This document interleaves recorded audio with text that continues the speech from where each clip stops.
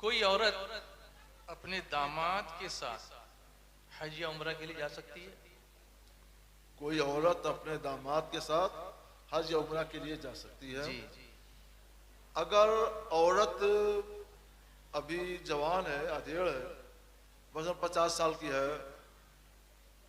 52-54 साल की है, तो उसको दामाद के साथ जाने की इजाजत नहीं है। नहीं है। अच्छा। और अगर 60 साल से ज्यादा की हो चुकी है तो वो जा सकती है।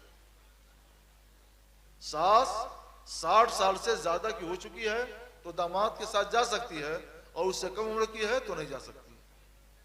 जी। दाढ़ी मूंढने का क्या गुनाह है? दाढ़ी छिलाने का? दाढ़ी मूडना, हल्के लिहिया, दाढ़ी मूड डालना, ये किसी के नजदीक हलाल और मुबाह नहीं है। ये हराम है और गुनाह है। सरकार सलाम की बारगाह में दो पहलवान आए जिनको बाजान ने रसूलुल्लाह की बारगाह में भेजा था गिरफ्तार करने के लिए, जाओ उनको गिरफ्तार करके लाओ। वह दोनों मोछे बढ़ाए हुए थे और दाढ़ियां छिलाए हुए थे और मोछे बढ़ाए हुए थे। सरकार को सलाम किया, सरकार ने उधर से मुंह फेर लिया। दूसरी तरफ सलाम किया तो उधर जाकर सलाम किया, सरकार ने उधर से भी मुंह फेर लिया। तो कहते हैं कि आप अल्लाह के रसूल हैं, हमने आपको सलाम किया, सलाम का जवाब नहीं दे रहे हैं। इधर आए तो उधर फेर लिया, और उधर मुंह किया, उधर गए तो उधर मुंह फेर लिया। तो सरकार ने पूछा ये बताओ, उनका कहना है कि हम तो एलची हैं, एलची की बात सुनी जाती है।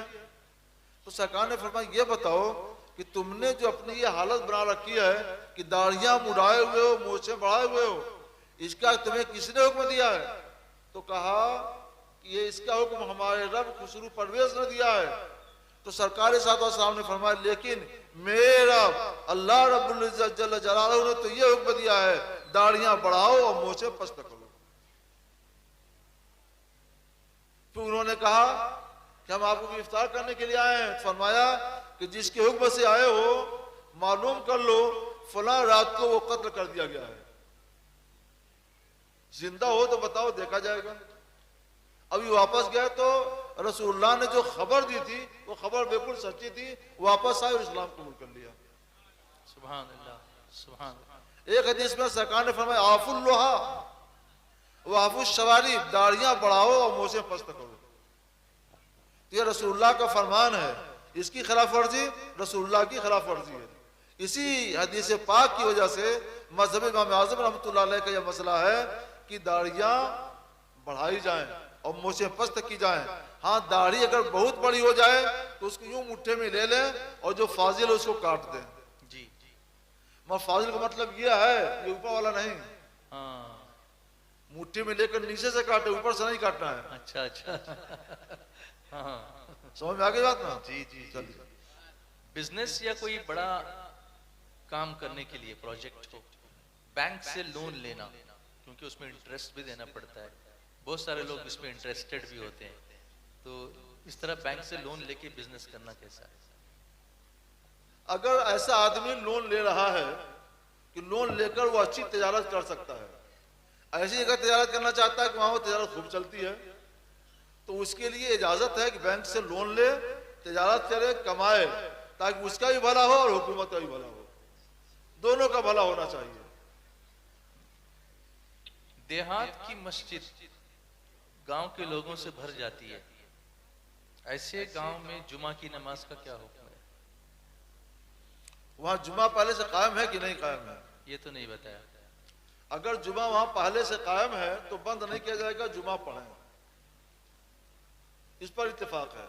और अगर जुमा नहीं पढ़ा जा रहा है तो ये देखें कि वहां पे जितने आकिल बालिग मुसलमान हैं, कहीं भी रहते हो, अब तो लोग सऊदीया रहते हैं, कतर रहते हैं, अबू धाबी रहते हैं, मुताबिर कहाँ रहते हैं, मगर ये बात ले जाए कुछ सब लोग इकट्ठा हो जाएं और सब उस मस्जिद में जाए तो मस्जिद भर जाएगी और कुछ लोग बच जाएंगे जिनके लिए गुंजाइश नहीं रहेगी।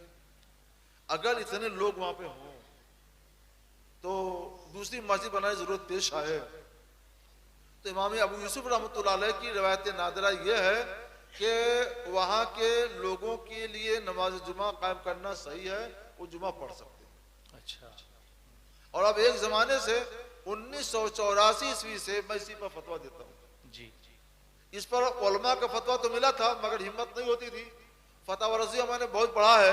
फतवा रजिया तीसरी जिल्द पढ़ते पढ़ते सफा 702 में पहुंचा तो इमाम आज़म रहमतुल्लाह अलैह ने वहाँ इमाम अहमद रजा अलैहि रहमतुल्लाह रिज़वान ने यही लिखा है। सुभान तो अल्लाह, मैंने सोचा सुभान अल्लाह, ये तो मैंने जो अल्लाह। तहकीक की थी ये तो अल्लाह ताला ने जो फतवा दे चुके हैं।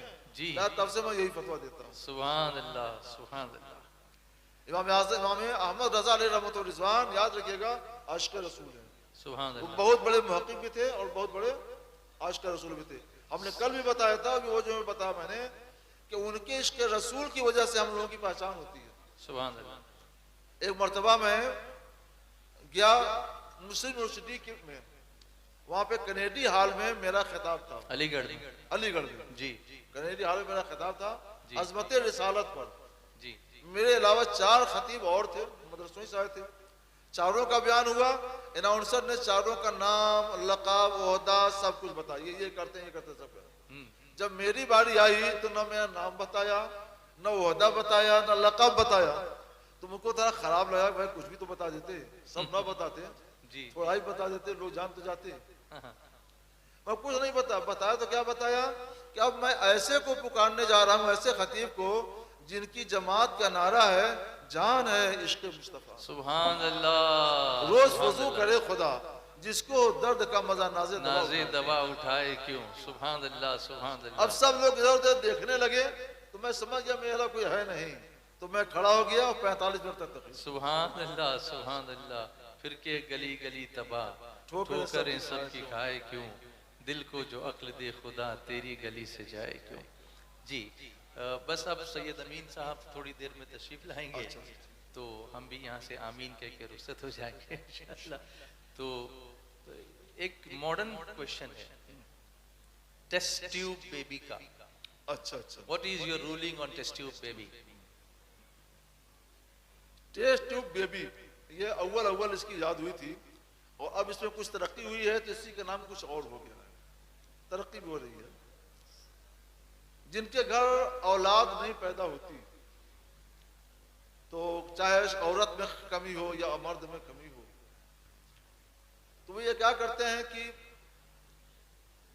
औरत शौहर का माद्दे मनविया ले लेते हैं और औरत का बैज़े तौलीद ले लेते हैं, अंडा, दोनों को मिला करके किसी ट्यूब में उसकी परवरिश करते हैं। जब परवरिश होते होते उसके कुछ खलिये बन जाते हैं और इस लायक हो जाता है कि इस्तिक़रार हो गया, अब इसका बच्चा बनेगा, तो उस औरत के राम में नाव के नीचे सुराख करके उसको डाल देते हैं। फिर वो बच्चा तैयार हो जाता है, वक्त से पैदा हो जाता है।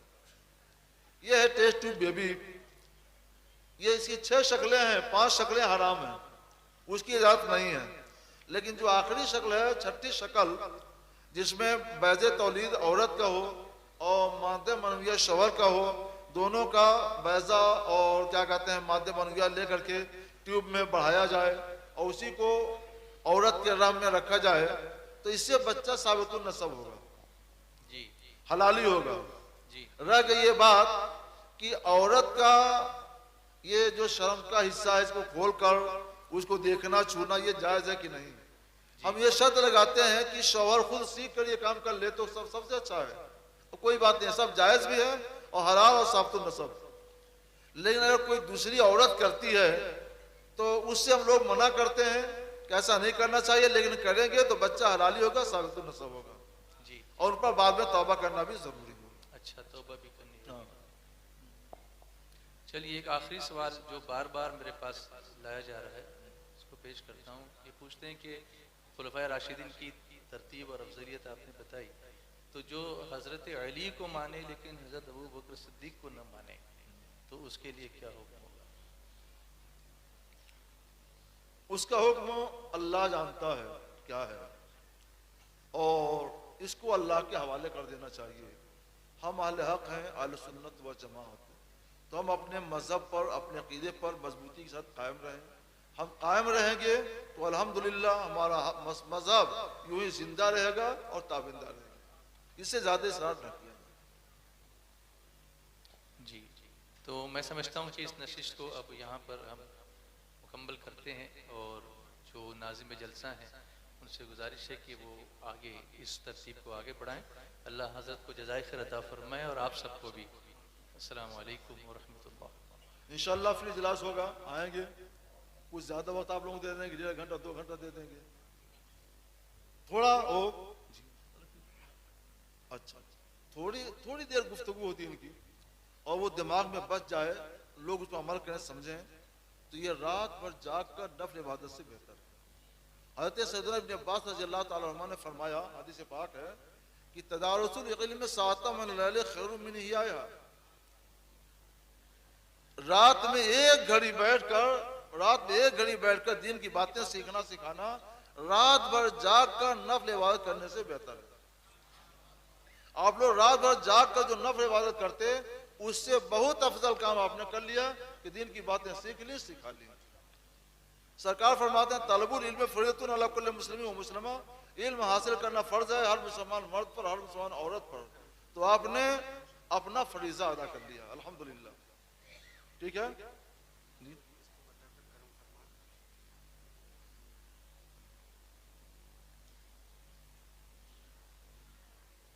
क्या करें साहब, बताइए क्या दिक्कत है आपको? कहाँ गए आप? ये लिखते हैं कि अगर कोई ससुर अपनी बहू को या कोई दामाद अपनी सास को शहवत से छू ले तो क्या हुक्म है? कहते हैं कर्म कीजिए। तो ये तो जो मुसलमान है उसका ईमान गवाही देगा कि कोई ससुर बाप के बराबर होता है। अगर कोई बाप अपनी बेटी को शहवत से छुए तो निहायत कभी है, निहायत बुरा है। ऐसे ही ससुर अपनी बहू को छुए शहवत के साथ तो निहायत कभी और निहायत बुरा है। या दामाद अपनी सास को छुए तो ये भी निहायत कभी और निहायत बुरा है। निहायत गिरौना है, कोई पूछने की चीज नहीं है। जो ऐसा करेगा वो जरूर फिर बहुत सख्त हो जाता है। अगर कोई ऐसी बात हो तो उसे फोन पर या मुझसे मुलाकात करके मसला मालूम कर लेना चाहिए। अल्लाह इस मजलिस को कबूल फरमाए। दीन की बातें सीखने सिखाने का हम सबको बेहतर सलीका अता फरमाए और सारे आलम पर और हम सब पर अपनी रहमतें नाज़िल फरमाए। अल्लाहुम्मा सल्ली अला मुहम्मदिन सल्लल्लाहु अलैहि वसल्लम